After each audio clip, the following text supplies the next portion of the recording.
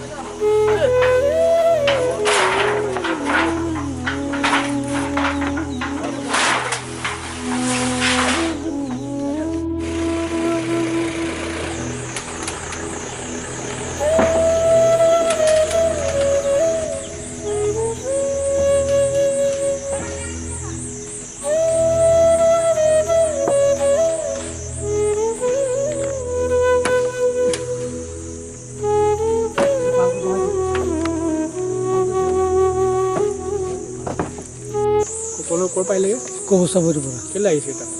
আহিছোঁ আৰু ইলেকশ্যন কৰি আছে ইলেকশ্যন কৰিছে ইলেকশ্যন কৰিব বুলি কৈছে এতিয়া ক'ত যাব এতিয়া যাম আৰু যোনে কিমান ঘৰ আহিছে এতিয়া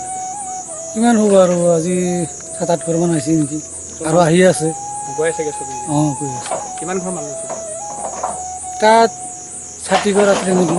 60 ঘৰ এনেকুৱা 65 এনেকৈ হ'ব আৰু ইলেকশ্যন কৰিম হা কি কাৰণে ইলেকশ্যন কৰিম বুলি কৈছে এইটো তুমি ক'ব নোৱাৰো কি কাৰণে চৰকাৰে কৈছে আৰু আমি আহি আছোঁ চৰকাৰে কেতিয়া কৈছিল আপোনালোকে কৈছিলে আৰু ধৰক 1 মাহ হোৱা নাই আৰু কি বুলি কৈছে যাব কৈছে আৰু কালিও কৈছিলে তাৰপিছত কিমান বছৰ আপোনালোকে বসবাস কৰি আছিলে তাত আমাৰ কিবা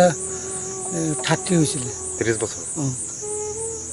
এতিয়া ক'ত এতিয়া আপোনালোকে ক'ত ঘৰ বনাইছে নেকি বনাই নাই মানে ধুনীয়াত ভাড়া ঘৰত থাকি পেলাই আকৌ গুচি যাম